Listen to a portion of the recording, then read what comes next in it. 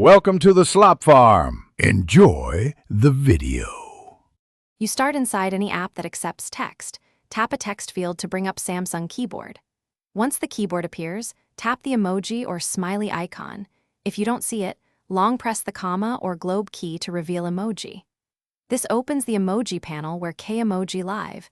Make sure you're using Samsung Keyboard itself, because third-party keyboards won't show Samsung's Kaomoji set. From here, move to the Emoji panel to find the Kaomoji tab. Once the Emoji panel is open, swipe through the top or bottom tabs until you find the Kaomoji section. It's usually a face or text face icon. Tap that tab to reveal a list of text-based emoticons. You can tap any Kaomoji to insert it directly, and if you want alternatives, long press the selection to see variants or copy to clipboard. This is why the Emoji panel is key. Kaomoji are organized separately from graphical emoji and GIF.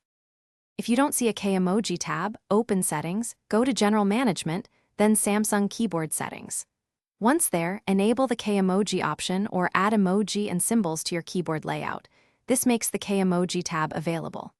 After toggling the setting, return to any text field and reopen the keyboard. Sometimes you need to restart the keyboard or toggle it off and on. Troubleshooting tip. If Kaomoji still fail to appear, clear Samsung Keyboard cache or update the keyboard. Thanks for watching. Consider subscribing if we helped you today.